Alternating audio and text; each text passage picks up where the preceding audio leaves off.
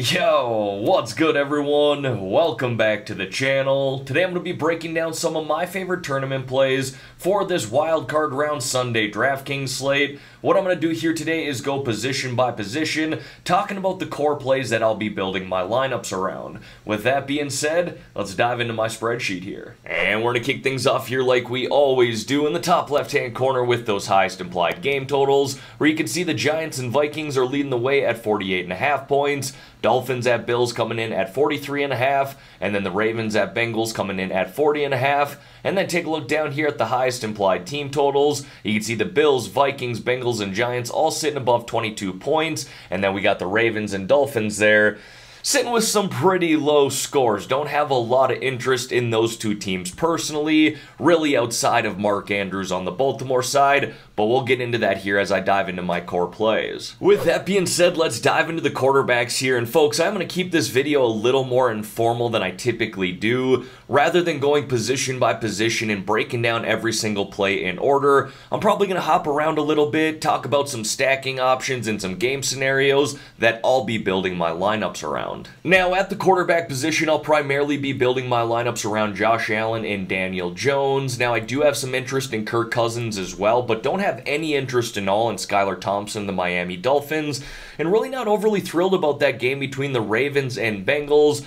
I do really like Joe Mixon here on the Bengals side of things and Mark Andrews on the Baltimore side of things. I'll touch on them a little bit more as we get into the skill positions, but when it comes to quarterbacks, even though Josh Allen and Daniel Jones are projecting to be the two most popular quarterbacks on this slate, I'm not afraid to build around them because I do love the matchups for both of these guys. Josh Allen and the Bills, I think they're just going to dominate this game against the Miami Dolphins. The Dolphins have not been able to move the ball with Skylar Thompson under center, and the Bills have a lot to play for here. Not only is this a team that should win a Super Bowl with Josh Allen as their quarterback, but with Damar Hamlin here now, they're playing for something more than themselves, something bigger than themselves. So I think they go into Buffalo here this week and dominate this game from start to finish. And with the rushing upside plus the passing upside that Josh Allen has, he has the safest floor and highest ceiling, in my opinion. And then with Daniel Jones, he's got a really nice floor as well, considering his rushing upside. He put that on display once again last week,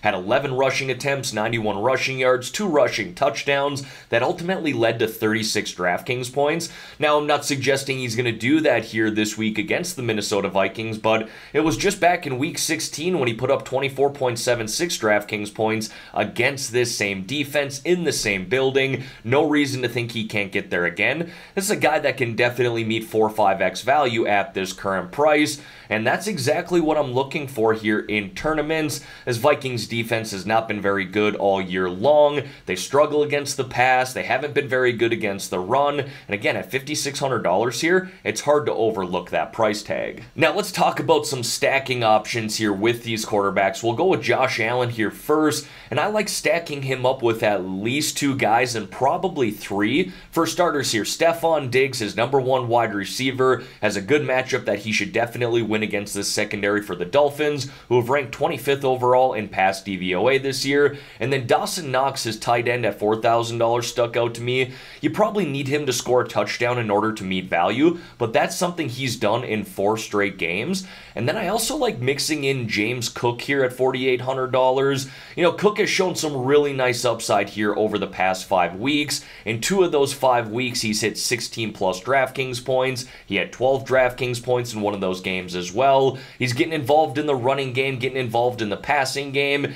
And well, him and Devin Singletary should split snaps here on Sunday. Singletary did fumble last week as well. You know, on the off chance that he does that early in this game as well, James Cook could take a majority of the plays at the running back position, and he's sitting at a nice price there at $4,800. Now, with Daniel Jones, you probably don't need to do a 2 or 3 man stack, considering the nice rushing upside he has. And not that Josh Allen doesn't have that, obviously, but he's clearly a better passer than Daniel Jones.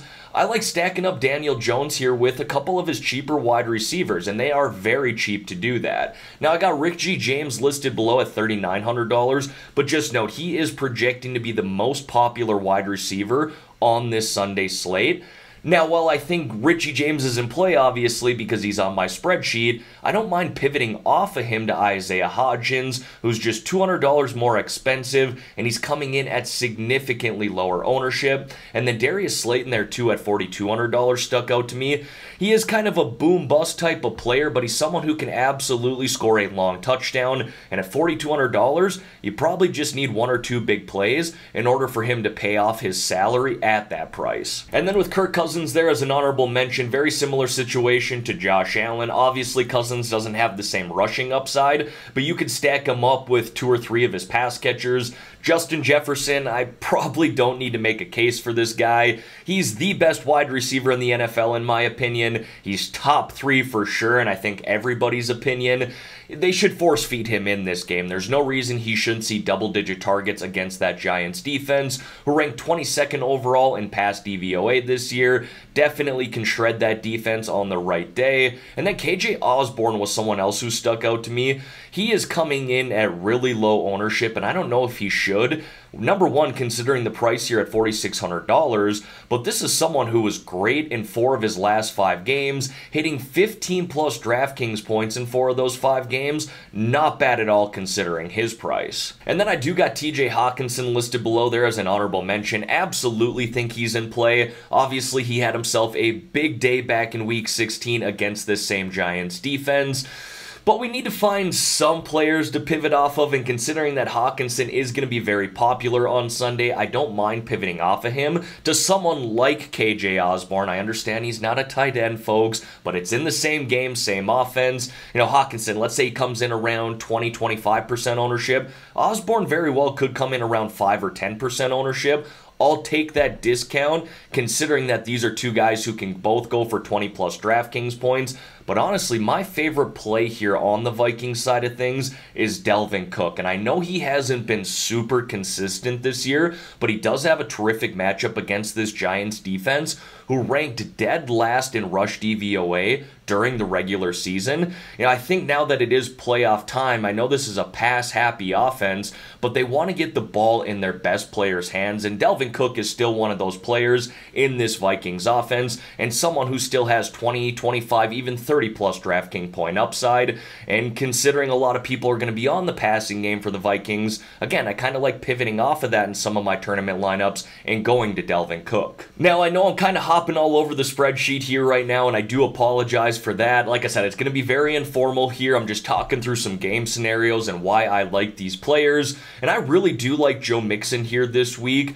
largely due to the depleted offensive line for the Cincinnati Bengals. And I know that sounds counterproductive, but hear me out here. Over the past 3 weeks, Mixon has seen 20 targets. That's a lot for a running back, and something he very well could see a heavy load of again on Sunday. And that has been due to Lyle Collins and Alex Kappa being out for the Cincinnati Bengals, 2 of their best, if not their best linemen this season. And Burrow has kind of been average here over the last 7 quarters since those guys have been out. He's averaging just 5 yards per pass attempt, which isn't very good considering the weapons that they have at the wide receiver position, and he's thrown 2 touchdowns and 2 interceptions. Now, I get it, he's Joe Cool, he's Joey Burrow, he shows up in big moments, which is part of the reason I'm not overly thrilled about fading him in my tournament lineups. But again, I'm looking at the numbers here and the scenarios, and I just go back to Joe Mixon here. I think he could see at least 5+ targets in this game, plus you get the rushing attempts and the goal line attempts.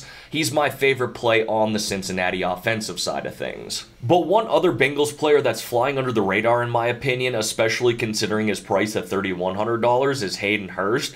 He's still got a very decent role in this offense, even with T. Higgins, Jamar Chase, Tyler Boyd, all those wide receivers healthy. In 2 games this year against the Baltimore Ravens, he racked up 17.3 DraftKings points in his first game, and then just last week he had 5.4 DraftKings points, but still saw 5 targets in that game. So considering he's only $3,100 and has the upside of 5 to 10 targets, I'll absolutely take advantage of that. Now, on the other side of that game, on the Baltimore side of things, really the only guy I'm interested in is Mark Andrews. Look, if you think that Huntley is going to throw 2 touchdowns to Andrews in this game, which he very well could, it would make sense to stack him up with him. You know, Huntley's a guy that can run for 50-plus rushing yards in this game as well, could even score a rushing touchdown. And I think this is just a situation where the Baltimore Ravens are going to force-feed Mark Andrews, very similar to how they did with Isaiah Likely last week, who saw 13 targets against this Cincinnati defense. And then on the defensive side of things here, I think the Bills are the flat-out best play in my opinion, going up against this Miami defense who's playing in the cold on the road, where they really haven't been all that great in general this year. Plus, Skylar Thompson is starting, and if you've watched Skylar Thompson play here over the past couple of weeks, it might be some of the most boring NFL football that I've ever watched. So the Bills not only have a great matchup here, but they have some really nice upside considering the matchup. Now, on the contrarian side of things here, like I said, I do like the Baltimore Ravens, largely due to the Cincinnati Bengals missing their top 2 linemen, and Lyle Collins and Alex Kappa. I think this could be a low-scoring game as well, and at $2,500, 3-game slate. Sometimes we need to find those contrarian, it doesn't make sense type of plays, and the Baltimore Ravens could be that defense this week. And then to wrap up the spreadsheet here, let's talk Richie James Jr. Now again, I am more in favor of Isaiah Hodgins and Darius Slayton this week, both wide receivers who are very closely in price and are projected to have lower ownership. But Richie James really did find his groove in this Giants offense in the second half of the season. Since week 11, he averaged 5.3 receptions, 54 receiving yards, and almost a half touchdown per game. Not bad for a guy priced here at $3,900. During that 6-game stretch, he scored 5.0, 8.2, 13.8, 15.1, 17, and 19.1 DraftKings points. Again, he's hitting that 3-4x value mark that we're looking for in our tournament lineups, considering his price. And again, does have a great matchup against this Minnesota secondary, who ranked 26th overall in pass DVOA during the regular season. Now, folks, that does cover all of my plays on the spreadsheet here today. Again, I do apologize for being informal and kind of hopping around everywhere, but I wanted to talk through the game scenarios that really make sense to me. Yeah, if you've been playing DFS long enough, you know how these smaller tournament NFL slates work. You got to find ways to make your lineups unique or contrarian, especially in larger field tournaments. You know, if I build a lineup that I really like and I only got $3,200 left over for the flex position, you know, I won't be afraid to play a Hayden Hurst there and run a 2 tight end stack in my tournament lineups. Again, just trying to find ways to make them unique, but these are the core plays that I want to build around, and I hope you found some value in this video today. Alright everyone, that is going to wrap up this video here for today. As always, thank you all for taking the time out of your day to watch the content here on this channel. If you could like this video and subscribe to the channel, I would greatly appreciate that. Let's have ourselves a great weekend here, folks. Let's win some money on this Sunday slate. In the meantime, I'm out of here.